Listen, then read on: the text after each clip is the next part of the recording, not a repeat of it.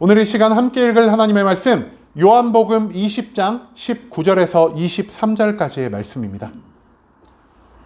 요한복음 20장 19절에서 23절까지의 말씀, 여러분들을 대표해 제가 읽도록 하겠습니다. 요한복음 20장 19절에서 23절까지의 말씀, 제가 읽도록 하겠습니다.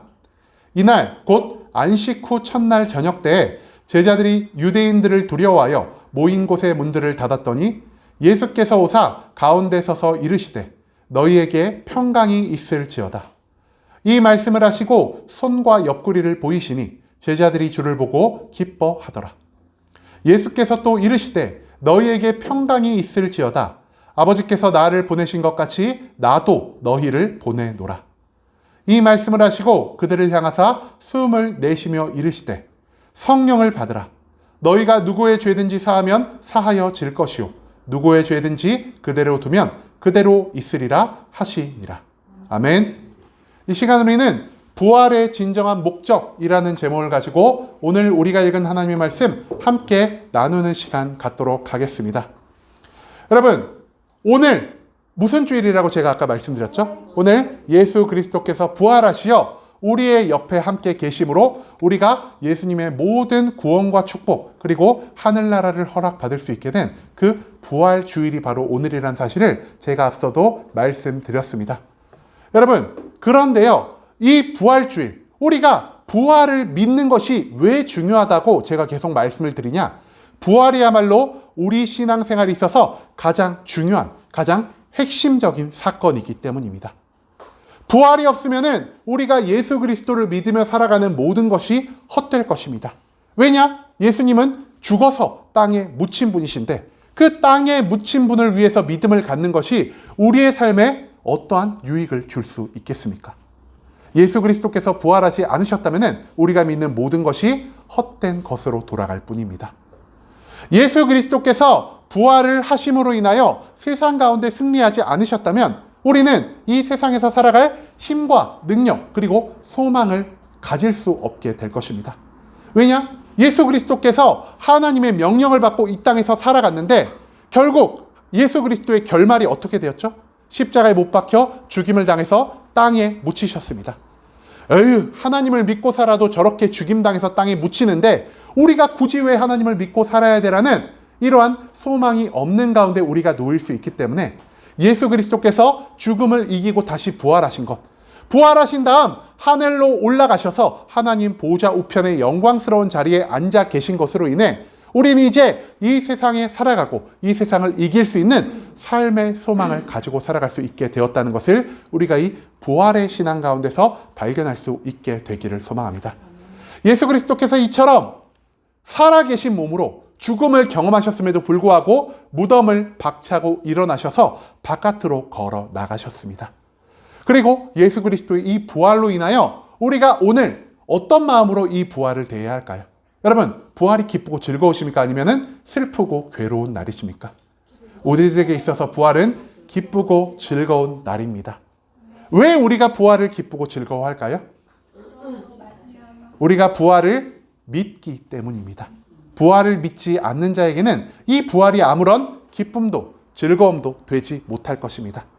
그렇기 때문에 세상에 저 수많은 하나님을 믿지 않는 자들, 예수 그리스도의 부활을 단순히 인간의 상상 또는 소설로 치부하는 자들은 이 부활절에 아무런 기쁨과 즐거움도 누리지 못할 거란 사실이죠. 예수님의 부활을 믿는 우리 하나님의 성도들만이 예수 그리스도의 부활을 기념하는 이 부활절에 온전한 기쁨과 즐거움을 누릴 수 있게 될 것입니다. 그런데요, 예수 그리스도께서 부활하신 그 목적이 단순히 우리에게 기쁨과 즐거움을 주기 위함일까요? 예수 그리스도의 부활의 진정한 목적을 알지 못하고 그 목적 바깥에서 우리가 기뻐하고 즐거워해봤자 우리의 기쁨과 즐거움은 오래 가지 못한다는 것을 우리가 기억할 수 있게 되기를 소망합니다. 그렇기 때문에 우리는 이 예수 그리스도의 부활 장면을 통하여 예수님이 부활하신 진정한 목적이 무엇인지 오늘 본문 말씀을 통해서 함께 알아보는 시간을 갖도록 하겠습니다. 먼저 예수 그리스도의 부활에 있었던 일을 우리가 함께 나눠보길 소망합니다. 여러분, 예수 그리스도께서 언제 돌아가셨냐? 안식일 바로 전날 즉 안식일이 토요일이라고 하거든요. 안식일 전날인 금요일에 돌아가셨습니다. 금요일날 십자가에 못 박혀서 고통과 죽음을 감당하신 예수 그리스도, 그리고 안식일 당일에는 예수님이 온전히 무덤 안에서 자기의 모든 하루를 보내셨습니다. 그리고 안식일이 지난 다음날, 우리나라로 치면은 이제 일요일이겠죠? 이 주일날 새벽에 예수 그리스도께서 죽음을 박차고 무덤의 문을 열고 다시 세상 가운데로 부활하신 모습을 보이셨습니다. 즉 그렇기 때문에 우리가 이 주일을 예수 그리스도의 부활을 기념하여 함께 모이기에 힘쓴다는 것을 우리가 기억할 수 있기를 소망합니다. 예수 그리스도께서 부활하셨습니다. 그런데요, 이 부활을 예수 그리스도께서 세상 가운데 선포하셨을 때 예루살렘 성전에는 어떤 일이 일어났을까요? 예수 그리스도의 부활로 인해 많은 사람들이 함께 기뻐하고 즐거워했을까요? 예루살렘 성전에요, 굉장히 큰 소동이 일어났다라고 합니다. 왜 성전 가운데 소동이 일어났을까요? 예수님의 무덤을요, 로마의 병사들 그리고 유대인의 사람들이 지키고 서 있었습니다. 왜 그들이 무덤에 지키고 서 있었을까요? 예수님이 살아생전에 계속 말씀하셨거든요. 내가 죽고 나서 3일이 지난 다음 다시 부활할 것이다 라고 말이죠. 그런데 제사장은, 유대인들은, 예수를 십자가에 못 박은 자들은 예수님의 부활을 믿지 않았습니다. 그럼에도 불구하고 그들이 무덤을 지킨 이유가 무엇이냐? 혹시 제자들이 예수님의 부활을 거짓으로 증거하기 위해서 우리 몰래 무덤에 찾아와 예수 그리스도의 시신을 훔쳐갈 수 있는 가능성이 있겠다라고 생각하여 그 병사들을 무덤가에 배치해 두은 것이 바로 유대인과 유대 제사장이었다는 것이죠. 그런데요, 천사들이 예수 그리스도가 부활하는 그날 무덤을 지키는 모든 병사들을 잠들게 하시고 부활한 예수 그리스도를 인도하여 무덤 바깥으로 다시 살아가게 했습니다. 그렇기 때문에 무덤가를 지키고 있는 자들이 잠에 깨어 보니 무덤을 막고 있던 거대한 돌덩어리는 옆으로 굴려져 있고 예수 그리스도의 시신 없고 예수를 둘러싼 세마포만이 그의 무덤에 덩그러니 놓여 있는 것을 발견할 수 있게 되었습니다. 이 병사들은 제사장에게 황급히 달려가서 예수의 시신이 없어졌다라고 제사장에게 알렸고요. 제사장은 이것을 듣자마자 내가 그럴 줄 알았어. 이 악독한 예수의 제자놈들. 이렇게 시신까지 도둑질하면서 예수 그리스도의 악한 복음을 다시 전파하려 해? 이렇게 생각하며 내 주변에 있는 모든 사람들, 그리고 예루살렘에 살아가던 모든 자들에게 제자들이 예수의 시신을 훔쳐갔다라고 공포하며 그 범죄를 저지른 제자들을 찾으려 하였습니다. 그렇기 때문에 이 예수 그리스도의 부활로 인해 예루살렘 성전은 일요일 아침부터 굉장히 큰 소동을 맞이하게 되었다는 것이죠. 예수 그리스도께서 부활하시고 예루살렘 성전에 이러한 큰 소동이 일어났을 때 제자들은 어떠한 삶의 모습을 보이고 있었을까요? 예수 그리스도의 부활을요, 단순히 유대인의 병사들, 로마의 병사들만 발견한 것이 아니었습니다. 또 누가 발견했을까요? 아침 일찍부터 예수님의 무덤을 찾아갔던 마리아와 또 다른 여자들이 예수 그리스도의 부활을 목격할 수 있게 되었습니다. 마리아와 여자들이 황급히 예루살렘 성전 안으로 들어와 제자들에게 예수님의 부활을 알렸습니다. 그렇다면 이 부활을 전해들은 제자들은 예수 그리스도의 부활로 인해 기뻐하고 즐거워하는 모습을 보였을까요? 오늘 본문 말씀을 보면은 그렇지 않았다는 것을 우리가 찾아볼 수 있습니다. 제자들은요, 예루살렘의 소동, 자기들이 예수님의 시신을 훔쳐갔다는 누명을 씀으로 인하여 내가 유대 당국에, 로마 당국에 잡혀가는 것은 아닐까? 내가 예수님처럼 고통과 죽음을 당하는 것이 아닐까라는 이 두려움 가운데서 집의 문을 굳게 걸어 잠그고 자기들끼리 모여서 두려움에 떨고 있었다는 것을 오늘 본문 말씀은 우리에게 알려주고 있습니다. 그리고 제자들이 이처럼 두려워 떨 때 이 제자들 가운데 누가 나타나셨죠? 바로 부활하신 예수 그리스도께서 호련히 나타나셨다고 성경은 기록하고 있습니다. 예수님은 제자들에게 나타나신 다음 가장 먼저 제자들의 두려운 마음을 안심시키셨고요.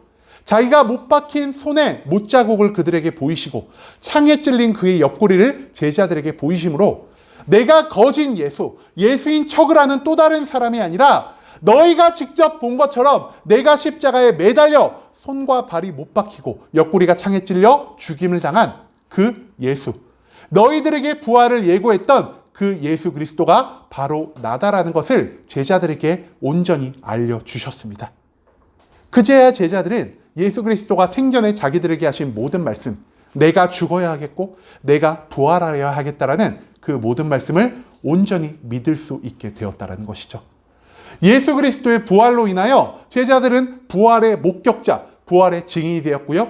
예수님이 부활하시어 다시 우리 곁에 서심으로 인하여 이제는 그 안에 있던 모든 두려움이 사라지고 온전한 기쁨과 즐거움을 누리며 살아가게 될 수 있었다는 것이 바로 오늘 우리가 읽은 본문 말씀의 전체적인 내용이라 할 수 있겠습니다. 여러분, 그런데 오늘 본문에서 우리가 주목해야 할 것은 예수님이 부활하셨다, 제자들이 기뻐했다, 이것으로 끝나면 안 된다라는 것이죠. 우리가 오늘 이 여러 본문 말씀 가운데서 가장 주목해서 봐야 할 부분은 어디냐? 바로 예수님이 제자들 가운데 호련히 나타나시어 제자들에게 했던 세 가지 말씀을 우리가 좀 집중해서 봐야 할 필요가 있을 것 같습니다. 제자들에게 나타나신 예수님께서 총 세 가지의 명령을 하셨습니다. 어떤 명령을 각각 하셨을까요? 첫 번째, 예수님 말씀하셨습니다. 너희들에게 평강이 있으라 라고 말이죠. 제자들을 안심시키기 위해서 그들에게 평강이 있으라, 샬롬하라 라고 말씀을 하셨고요. 두 번째로 예수님이 이렇게 말씀하셨습니다. 하나님이 나를 이 땅에 보낸 것처럼 이제는 내가 너희들을 이 세상 가운데 보낼 것이다 라고 말이죠. 나도 너희를 보내리라라는 이 사명자의 명령을 예수 그리스도께서 제자들에게 선포하셨습니다. 마지막으로 제자들에게 예수님이 명령하신 건 무엇일까요? 바로 오늘 본문에 나온 것처럼 너희가 성령을 받으라라고 명령하셨다는 것이죠. 예수님은 부활하신 다음 제자들에게 나타나셔서 이 세 가지의 명령을 하셨습니다. 그렇다면은 이 세 가지가 모두 예수 그리스도의 부활의 목적일까요? 아니면은 이 세 가지 중 예수 그리스도께서 진정 강조하고자 하는 진정한 부활의 목적이 있는 것일까요? 우리는 이 비밀을 파헤치기 위해 평강이 있으라가 무엇인지, 나도 너희를 보내리라가 무엇인지, 성령을 받으라는 명령이 무엇인지 오늘 말씀 한 절 한 절을 찾아보며 함께 나눌 수 있는 시간을 먼저 갖길 소망합니다. 가장 먼저 예수 그리스도가 제자들에게 나타나서 무엇을 말씀하셨다고요? 너희들에게 평강이 있으라라고 말씀하셨습니다. 여러분, 평강 뜻 혹시 뭔지 아시나요? 평강. 평은 좀 평평하다 할 때 평자. 뭔지는 알겠는데 내릴강? 평평한 것이 막 내려서 우리에게 평강이 임하면 너무나 좋겠습니다. 이 강자가요, 제가 찾아보니까 그냥 편안할 강자라고도 표현이 되어 있는데 또 어떤 걸로 표현이 되어 있냐? 탈이 없는 상태를 이 강자라고 표현을 한다라고 합니다. 그래서 건강하다, 세울 건에 탈이 없을 강자를 써가지고 내가 탈이 없는 상태가 세워지다, 이런 뜻으로 우리가 이것을 받아들이면 될 것 같습니다. 평강하다는 뜻 무엇이냐? 나의 삶에 아무런 파도가 없고 잔잔함과 오직 평안함이 나의 삶에 넘치는 상황을 의미하는 것이 바로 이 평강이라는 단어라는 것이죠. 그런데요, 우리가 한자로 이렇게 평강을 해석할 수도 있을 것 같은데요, 이 평강을 신약 성경이 쓰여진 헬라어로는 어떻게 표현하고 있을까요? 이 평강이라는 헬라어는요, 에이레네라는 단어를 가지고 있습니다. 이 에이레네라는 단어가요, 단순히 평강을 의미하기도 하지만 또 다른 뜻을 한 가지 더 담고 있는데요, 이 또 다른 뜻이 무엇이냐? 바로 다시 하나가 되었다라는 뜻을 가지고 있습니다. 즉, 내가 지금 살아가며 무언가와 다시 하나가 되었을 때 나의 삶 가운데 평강이 찾아올 수 있다는 것을 이 헬라어 성경은 우리에게 알려주고 있다는 것이죠. 여러분, 예수 그리스도께서가 죽고 고통당하신 다음 3일 만에 다시 부활하셨습니다. 예수 그리스도께서 십자가에 고통당하고 죽임당하시고 부활함으로 인하여 우리의 삶 가운데 놀라운 변화 한 가지가 생겼는데요, 그 변화 무엇이냐? 우리가 가지고 있던 모든 죄가 예수 그리스도의 십자가 보혈로 인하여 깨끗하게 씻겨져 나아갔다는 것을 의미합니다. 즉, 예수 그리스도의 죽음으로 인해, 예수 그리스도의 보혈로 인해 우리는 더 이상 죄 있는 자로 살아가는 것이 아니라 죄 없는 거룩한 자로 살아갈 수 있게 되는 권한을 받을 수 있게 되었다는 것이죠. 여러분, 우리의 죄는 어디서부터 왔습니까? 창세기 3장에 보면은 하나님이 명령하신 것, 너희가 동산의 모든 나무 열매는 따먹어도 되되 너희가 선악과의 열매를 따먹지 말라는 하나님의 명령을 아담과 여자가 어김으로 인하여 인간 가운데 죄가 들어오게 되었습니다. 인간들이 선악과를 따먹은 하나님의 명령을 지키지 않고 살아가자 인간들 가운데 죄가 들어오게 되었고요, 그 죄의 대가로 인간들에게 어떤 일이 벌어졌습니까? 인간들이요, 에덴 동산에서 쫓겨나게 되었습니다. 에덴 동산에서 쫓겨나게 되었다는 것은 무엇을 의미하냐? 이제는 인간 안에 있는 죄로 인하여 인간이 하나님과 함께 살아갈 수 없게 되었다는 것을 의미한다는 것이죠. 하나님은 죄를 미워하시는 분이십니다. 그렇기 때문에 인간이 죄를 가지고 있는 한 인간은 절대 하나님과 함께하는 기쁨과 즐거움이 넘치는 삶, 평안이 넘치는 삶을 살아갈 수 없게 된다는 것이죠. 그렇기 때문에 예수 그리스도께서 이 땅에 내려오셔서 십자가의 보혈의 피를 흘리심으로 인하여 우리의 모든 죄를 대속하여 주셨습니다. 예수님이 우리의 죄를 씻어줌으로 인하여 우리에게는 한 가지 권한이 생겼는데요. 그 권한이 무엇이냐? 바로 태초의 에덴 동산에서 살던 아담과 하와처럼 우리 인간들이 다시 한번 하나님과 함께하는 삶, 하나님과의 관계가 회복된 삶을 살아갈 수 있는 권한을 얻게 되었다는 것이죠. 여러분, 태초 에덴 동산에서 아담과 하와가 어떠한 삶을 살았을까요? 아담과 하와는요, 이 평강의 삶을 살았습니다. 아무런 문제가 없었습니다. 아무런 수고나 아무런 고통도 없었고요.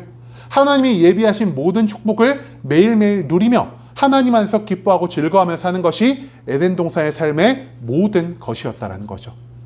그렇기 때문에 하나님과의 관계가 회복된 우리들에게 있어서 다시 찾아오는 건 무엇이냐? 바로 에덴 동산에서의 평강이 다시 우리 삶 가운데 온전히 찾아올 수 있게 된다는 것을 우리가 기억할 수 있게 되길 소망합니다.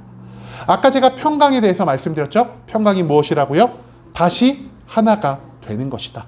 누구와 하나가 되는 것이죠? 예수 그리스도의 보혈의 피로 인해 나의 안에 있는 모든 죄가 없어짐으로 인해 내가 이제 태초의 아담과 하와처럼 다시 한번 하나님과 함께 살아갈 수 있는 이 관계의 회복을 얻게 되었다는 것이 바로 우리 삶에 있어서의 평강이라는 것을 예수 그리스도는 제자들에게 알려주고자 했다라는 것이죠. 예수 그리스도의 죽음과 부활 이전에 우리의 삶은 고통과 절망 그리고 수고와 죽음으로 가득 차 있었습니다.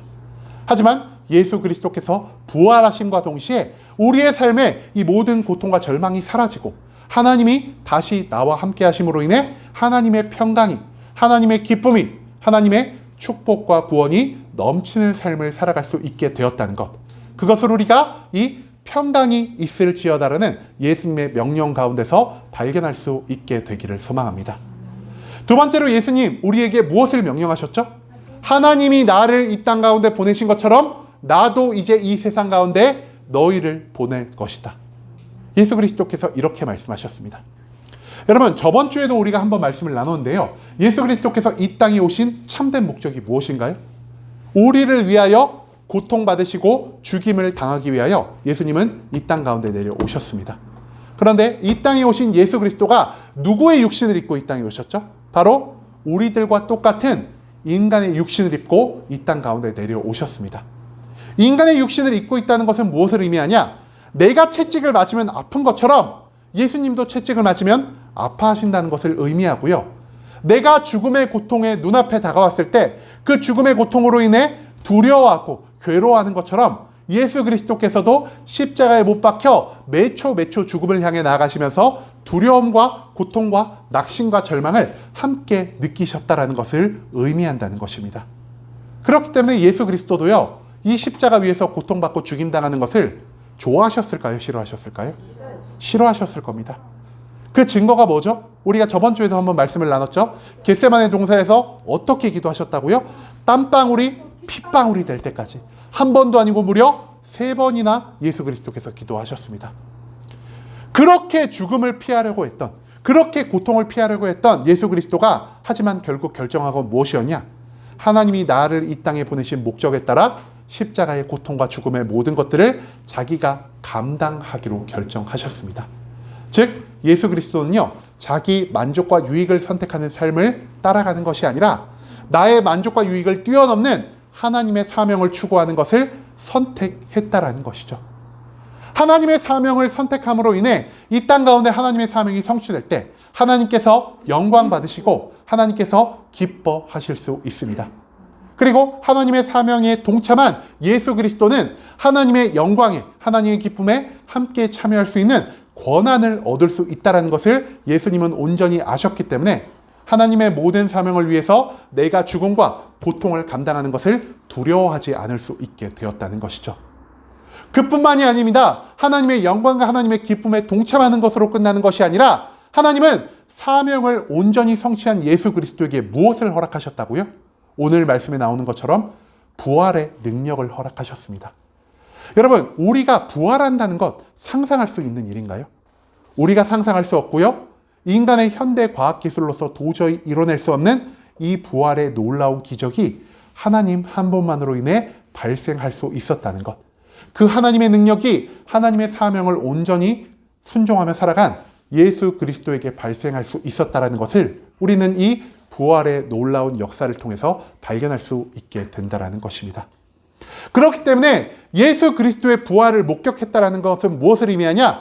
예수님의 일어난 모든 일을 믿는 믿음이 발생한다는 것을 의미합니다. 아, 하나님이 진짜 살아계시는 분이시구나. 하나님 살아계신 그 하나님이 나를 사랑하시기 때문에 자기의 독생자를 아끼지 않고 이 땅 가운데 보내신 예수 그리스도를 믿는 믿음이 이 부활의 목격자에게 발생하게 됩니다. 또한 예수 그리스도께서 나를 얼마나 사랑하셨으면 자기의 목숨을 아끼지 않으시고 자기의 고통을 아끼지 않으시고 십자가에서 그 모든 것들을 감당하셨다는 예수님의 놀라운 사랑을 우리가 이 부활한 예수님을 통해서 믿을 수 있게 될 것입니다. 마지막으로 세 번째로 하나님이 사명을 위해 살아가는 모든 자에게 부활을 허락하셨던 것처럼 우리에게 하나님의 놀라운 힘과 능력이 주어질 것이라는 사실을 예수님의 부활을 통해 우리는 발견할 수 있게 되었습니다. 이 세 가지의 모든 믿음이 부활을 목격한 증인들에게 발생하기 때문에 예수 그리스도의 부활을 믿는 자는 하나님의 나라와 하나님의 의를 추구하며 살아갈 수 있는 놀라운 믿음이 우리 가운데 자리 잡을 수 있게 된다는 것이죠. 예수님의 부활을 믿는다는 것은 곧 무엇을 의미하냐? 이제는 내가 나의 만족과 유익만을 위해 살아가는 것이 아니라 예수님처럼 나 또한 하나님의 사명을 위해서 이 땅 가운데 살아갈 수 있는 믿음을 갖게 되었다는 것을 의미한다는 것입니다. 이제는 내가 예수님이 그러셨던 것처럼 나의 만족과 유익을 추구하며 살아가는 것이 아니라 이 땅 가운데 하나님의 나라와 하나님의 의를 온전히 세워가는 하나님의 사명자로서 우리를 살아가게 해주는 것이 바로 예수 그리스도의 부활이라는 것을 우리가 오늘 이 본문 말씀 가운데서 발견할 수 있게 되기를 소망합니다. 마지막 세 번째로 예수님이 제자들에게 무엇을 명령하셨다고요? 예수님이 제자들에게 성령을 받으라라고 명령을 하셨습니다. 그런데요, 이 성령을 받아라라는 명령 앞서 우리가 조금 주의해서 봐야 할 한 가지 표현이 있다는 것에 우리가 주목할 필요가 있습니다. 요한복음 20장 21절 말씀인데요. 이 말씀을 하시고 그들을 향하사 숨을 내쉬며 이르시되 성령을 받으라라고 말씀하셨습니다. 여러분, 예수 그리스도가 성령을 받으라라고 말씀하기 전에 어떤 것을 하셨다고요? 숨을 내어 쉬셨다라고 말씀하셨습니다. 그런데 예수 그리스도께서 이전에 숨을 내쉬는 것이 없었을까요? 예수님은 호흡 없이 살아가는 자였을까요? 예수님도 우리와 같이 숨을 들이도 마시고 후 하고 숨을 내쉬기도 하는 인간이셨습니다. 그런데 성경 어디를 봐도 예수님이 숨을 들이쉬고 3초 있다가 이런 말씀을 하시되 예수님이 숨을 내뱉고 몇 초 쉬셨다가 이런 말씀을 하시되 이런 표현이 우리는 단 한 번도 찾아볼 수가 없습니다. 만약에 예수님의 모든 숨을 들이마시는 것, 숨을 내쉬는 것에 대한 표현이 성경 가운데 있다면요, 성경은 우리가 평생을 다해 읽어도 읽을 수 없을 만큼 엄청나게 많은 분량을 가질 수밖에 없을 것입니다. 그렇기 때문에 성경을 기록한 이 성경의 기자들은 예수님이 숨을 들이마신 것, 예수님이 숨을 내신 것을 의도적으로 모두 삭제할 수밖에 없었다는 것이죠. 그런데요, 이 모든 삭제를 피해서 예수 그리스도께서 숨을 내셨다라는 표현이 오직 한 군데, 이 요한복음 20장 21절의 말씀 가운데 남아있게 되었습니다. 이것은 성경을 기록한 자들의 실수일까요? 아니면은 이 표현을 통하여 하나님이 우리에게 알려주고자 하시는 놀라운 비밀이 있는 것일까요? 성경에는요, 단 한 가지의 말씀도 버릴 것이 없습니다. 그렇기 때문에 우리가 이 숨을 내쉰다라는 표현은 하나님이 이 가운데 분명 놀라운 비밀을 담겨두신 것으로 받아들여야 할 것이라는 것이죠. 이 비밀을 풀기 위해서 우리는 가장 먼저 창세기의 두 가지 말씀을 함께 알아볼 필요가 있는 것 같습니다. 가장 먼저 인간이 창조할 때 쓰여진 창세기 2장 7절의 말씀을 우리가 함께 알아보길 소망합니다. 인간이 창조하실 때 성경은 이렇게 기록하고 있습니다. 여호와 하나님이 땅의 흙으로 사람을 지으시고 생기를 그 코에 불어넣으시니 사람이 생명이 되니라라고 말이죠. 여러분, 하나님이 인간을 창조하실 때 어떻게 창조하셨다고요? 하나님의 손으로 땅의 흙먼지를 가지고 우리의 형상을 이렇게 딱 만드신 다음에 그 다음에 그 안에 무엇을 불어넣으셨습니까? 하나님의 생기를 불어넣으셨습니다. 그리고 하나님의 생기가 우리 안에 들어가자 우리가 어떻게 되었냐? 살아 움직일 수 있는 생명이 되었도다라고 성경은 기록하고 있습니다. 우리를 살아 움직이게 하는 것, 우리의 생명의 근원이 결국 무엇이라 할 수 있겠습니까? 하나님의 생기라 할 수 있다는 것이죠. 그런데요, 이 생기라고 표현된 구약에 쓰여진 히브리어를 무엇이라고 단어로 사용하고 있냐? 루아흐라는 단어가 사용되고 있습니다. 이 루아흐라는 단어의 뜻이 무엇이냐? 숨결이라는 뜻을 담고 있습니다. 즉, 하나님의 숨을 내신 것이 우리 인간 가운데 들어왔을 때 그제야 우리가 온전한 생명을 가질 수 있게 되었다는 것을 성경이 기록하고 있다는 것이죠. 그런데요, 이 루아흐라는 단어가 숨결이라는 뜻만을 가지고 있지 않습니다. 구약에서 이 루아흐를 무슨 단어로 사용하고 있냐? 하나님의 영, 성령으로 사용하고 있다는 것이죠. 즉, 하나님이 태초에 인간을 만드시면서 우리 안에 불어넣어 주신 그 생기 안에는 하나님의 숨결만 담겨 있는 것이 아니라 예수 그리스도께서 우리에게 받으라고 명령하신 하나님의 성령이 담겨 있었다는 것을 우리가 이 창세기 2장 말씀 가운데서 발견해야만 한다는 것이죠. 하나님의 성령, 하나님의 숨결로 인해 우리가 이 세상에 살아 움직이는 생명으로 살아갈 수 있게 되었습니다. 그런데 우리 안에 태초에 주어졌던 이 하나님의 영, 이것이 영원히 우리와 함께 할 수 있었을까요? 그럴 수가 없었다는 것입니다. 이 하나님의 영이 우리를 떠나갔습니다. 언제 떠나갔냐? 바로 노아 시절 하나님의 영이 우리 가운데 떠나갔습니다. 여러분, 노아의 시절이 어떤 시절인가요? 노아의 시절은요, 이 세상 가운데 죄악이 너무나 극심했던 시절입니다. 오죽했으면 하나님이 이 땅 가운데의 죄악을 보시고 내가 사람을 만든 것을 후회한다라는 표현을 하실 정도로 이 땅 가운데 하나님이 보시기에 끔찍한 너무나 많은 죄악들이 만연했던 시절이 바로 이 노아의 시절이었다는 것이죠. 그렇기 때문에 이 노아의 시절, 창세기 6장 말씀을 통해 하나님은 이런 말씀을 남겨주십니다. 여호와께서 이르시되 나의 영이 영원히 사람과 함께하지 아니하리니 이는 그들이 육신이 됨이라. 그러나 그들의 날은 120년이 되리라 하시니라. 여러분, 하나님의 영을 어떻게 하셨다고요? 하나님의 영이 인간과 영원히 함께하지 않을 것이다.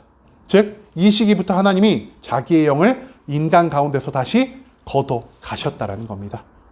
하나님의 영이 우리 가운데서 사라지자 우리의 삶 가운데서 놀라운 변화가 두 가지가 일어납니다. 첫 번째, 어떤 변화가 일어날까요? 인간의 수명이요, 120년으로 점점 줄어갑니다.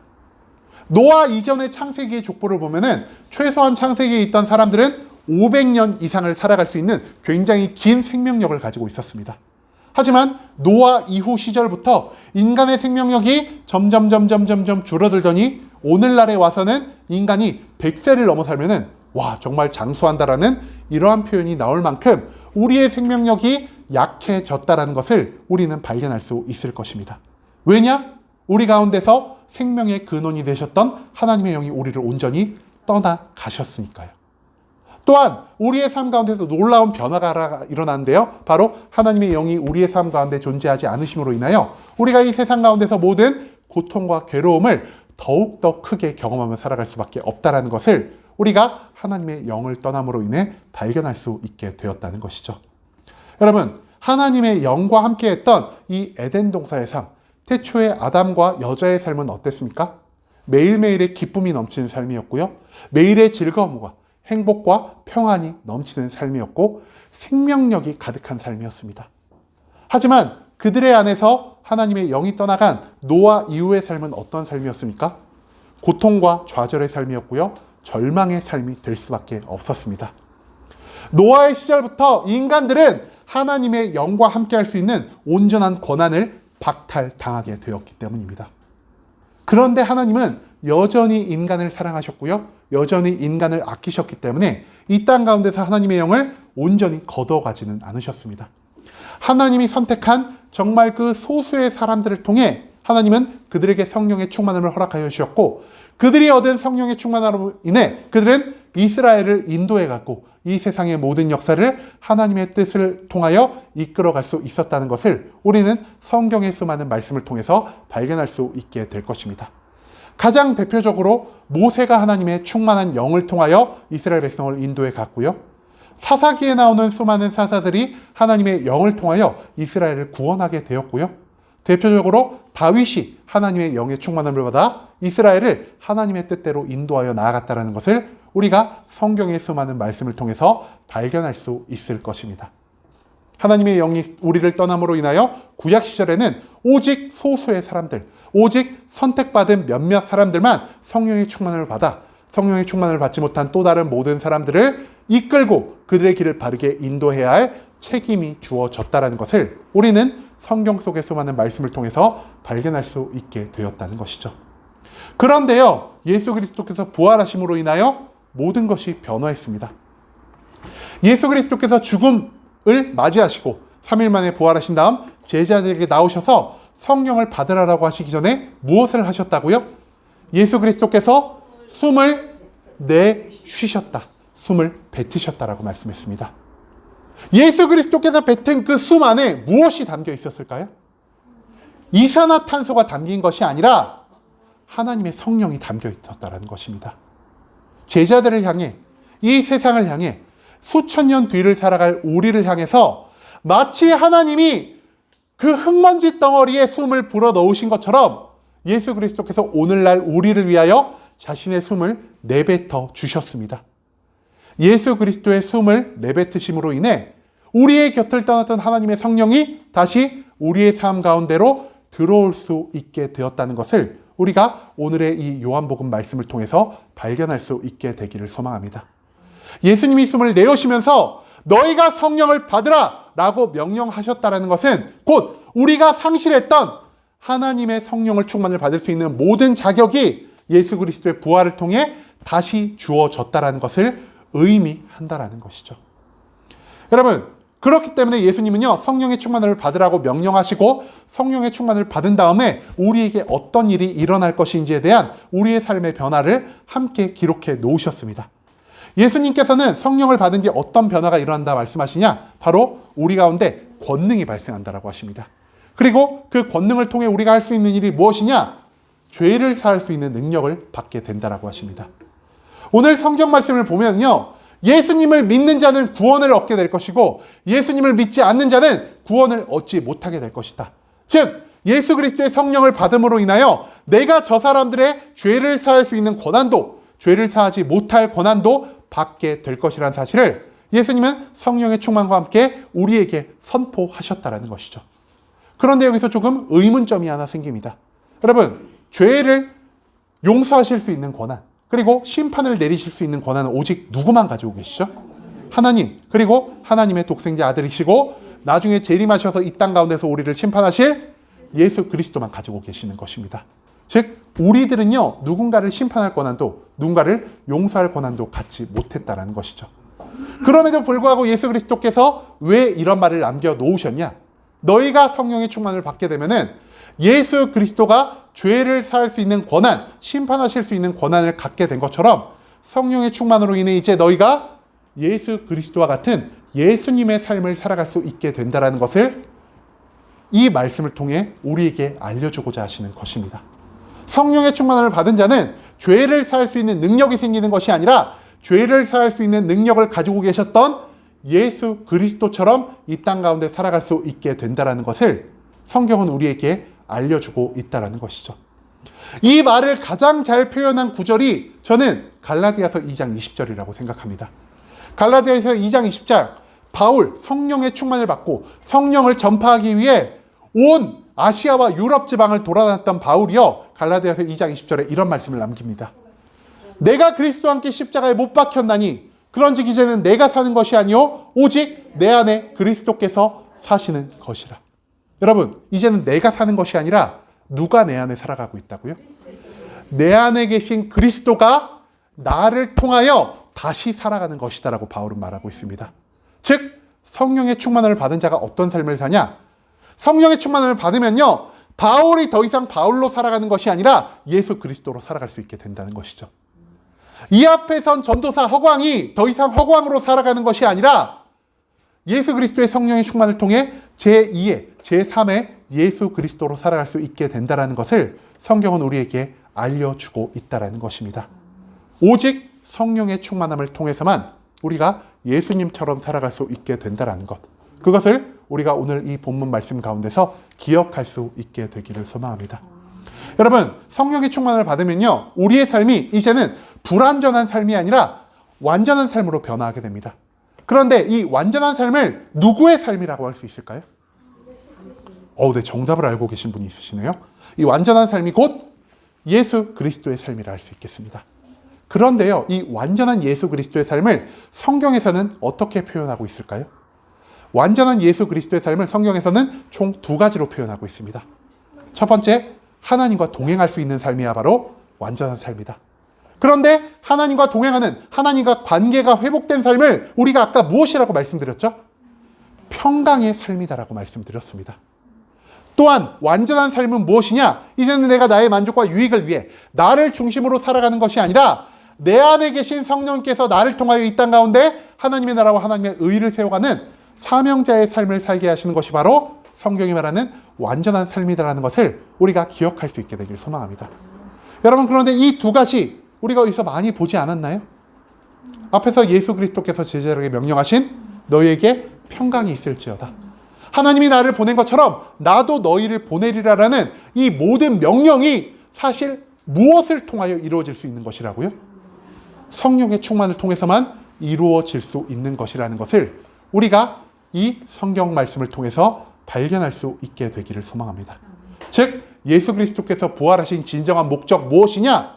바로 우리 모든 사람들에게 성령의 충만함을 주시기 위하여, 성령의 충만함을 통하여 우리가 평강의 삶을 살아가고 우리가 하나님의 사명자의 삶을 살아가게 하기 위하여 예수 그리스도는 죽고 다시 부활하셨다는 사실을 우리가 오늘 이 말씀을 통해서 발견할 수 있게 되기를 소망합니다. 오늘 말씀을 제가 한번 전체적으로 정리를 좀 해보도록 하겠습니다. 여러분, 예수 그리스도께서 부활하셨습니다. 그리고 이 부활을 목격한 자는 2가지의 선택지 중 1가지를 결정할 수 있게 됩니다. 부활을 믿을 것인가, 부활을 믿지 않을 것인가. 여기에 앉아 계신 모든 성도님들은 부활을 믿기 때문에 우리가 이 자리에 나왔습니다. 부활을 믿는 삶을 사는 자들은 어떠한 삶의 변화가 일어나냐? 바로 예수님이 명령하신 것처럼 성령을 충만히 받는 삶이 일어날 수밖에 없다는 것이죠. 왜냐? 예수 그리스도의 부활의 목적이 바로 성령의 충만한 임재이기 때문입니다. 그리고 성령의 충만함을 받은 자들은 삶 가운데서 이러한 변화가 일어나는데요. 제가 아까 말씀드린 것처럼 나의 삶 가운데서 하나님의 평강, 하나님과 함께함으로 인하여 기쁨과 즐거움이 넘치는 삶을 살아갈 수 있게 되고요. 또한 하나님의 사명자의 삶, 나는 능력이 없으나 하나님이 나에게 부어주시는 내가 상상하지 못할 놀라운 능력을 통해 이 땅 가운데 하나님의 나라와 하나님의 의를 세워가는 이 사명자의 삶을 살 수 있게 된다는 것을 우리가 기억할 수 있게 되길 소망합니다. 그리고 이 평강과 사명이 나의 삶 가운데서 모두 완성이 되었을 때 그제야 우리는 완전한 삶, 즉 제2의, 제3의 예수 그리스도로서 이 땅 가운데 살아갈 수 있게 된다는 것을 우리가 오늘 말씀 가운데서 발견할 수 있게 되기를 소망합니다. 부활을 믿는 자는 부활의 목적에 따라 성령의 충만을 구하며 살아야 할 것이요, 성령의 충만을 받은 자는 이 성령을 나의 마음대로 나의 유익에 따라 사용하는 것이 아니라 예수님이 말씀하신 평강과 사명의 삶을 위해 사용해야 한다는 것. 그리고 이 평강과 사명이 나의 삶 가운데 온전히 완성되었을 때 그제야 하나님은 나의 삶으로 인해 영광 받으시고 기뻐할 수 있다는 것을 우리가 오늘 이 전체적인 말씀을 통해서 발견할 수 있게 되기를 소망합니다. 여러분, 그런데요, 우리가 예수 그리스도의 부활을 믿고 있지만 우리 모두가 성령의 충만함을 구하며 살아가고 있으십니까? 여러분, 예수 그리스도의 부활을 믿음에도 불구하고 우리는 성령의 충만함을 별로 대수롭지 않게 여기며 살아갑니다. 누군가가 성령의 충만을 받아서 방언을 하거나 누군가가 성령의 충만을 받아 능력을 얻어 세상 가운데 성공을 할 때 우리가 저 사람들을 보면서 어떤 생각을 하냐? 그래, 저 사람들은 뭐 선택받은 자들일 거야. 저 사람들은 열심히 신앙생활을 해서 성령을 받을 수 있었을 거야 라는 우리가 이런 생각을 가지고 살아가지 않으십니까? 하지만 우리가 예수 그리스도의 부활을 믿는다면은 우리가 이제 모두 성령의 충만함을 구하며 살아가는 자가 되어야 한다는 것을 우리가 오늘 이 말씀을 통해서 발견할 수 있게 되기를 소망합니다. 예수 그리스도의 부활을 믿으면서도 성령의 충만함을 구하지 않는 자들은 곧 부활의 목적을 비껴나간 자, 부활을 온전히 믿지 않는 자가 될 수밖에 없다는 것을 우리가 또한 기억할 수 있게 되기를 소망합니다. 그렇기 때문에 예수님의 부활을 믿는 모든 자라면은 반드시 하나님이 주실 성령의 충만함을 위해 성령의 충만함을 간구하는 마음으로 하나님께 나아가야 한다는 것을 우리가 잊지 말아야 할 것입니다. 여기서 그런데 또 한 가지 의문이 생기죠. 어떻게 하면 성령의 충만함을 받을 수 있을까요? 우리가 예전에도 이 말씀을 한번 나눴던 것 같습니다. 누가복음 11장 9절과 13절의 말씀에서 하나님은 이렇게 말씀하십니다. 내가 또 너희에게 이르노니 구하라 그러면 너희에게 주실 것이요 찾으라 그러면 찾아낼 것이요 문을 두드리라 그러면 너희에게 열릴 것이니 너희가 악할지라도 좋은 것을 자기에게 줄 줄 알거든 하물며 너희 하늘 아버지께서 구하는 자에게 어떤 것을 주신다고요? 성령을 주시지 아니하겠느냐. 여러분 간절한 마음으로 구하는 자에게 하나님이 성령을 주십니다. 하나님이 우리에게 주실 수 있는 가장 귀한 것, 하나님이 우리에게 주길 원하는 가장 첫 번째 것인 성령의 충만함을 하나님이 우리에게 주신다는 이 약속의 말씀을 우리가 붙들고 나아가길 소망합니다. 이 성령의 충만함을 받기 위해서 우리가 할 것은 오직 한 가지입니다. 구하고 찾고 두드리는 이 절박하고 간절한 마음을 가지고 하나님 앞에 나와 기도할 때 하나님은 그 우리의 간절한 기도를 통해 성령의 충만함을 허락해 주실 것이라는 사실을 우리가 기억할 수 있게 되기를 소망합니다. 여러분 우리가 각자의 삶 가운데 이제는 부활을 믿는 사람으로서 우리가 간절한 마음으로 하나님께 성령의 충만을 구할 수 있기를 소망합니다. 또한 우리가 매일매일 있는 이 교회의 새벽 기도와 저녁 기도의 시간을 이용하여 우리가 하나님께 성령의 충만함을 구하는 기도의 시간을 가질 수 있기를 소망합니다. 기도의 시간 가운데 우리는 성령의 충만을 구하지 않습니다. 왜냐? 내 문제 해결을 구해야 하고요. 내 소망 성취를 위한 기도를 해야 하고요. 내 건강을 위한 기도를 해야 하기 때문입니다. 하지만 이제는 우리가 나의 모든 소망, 나의 문제 해결, 나의 건강의 것들 중 한 가지라도 하나님을 위해 포기할 수 있게 되길 소망합니다.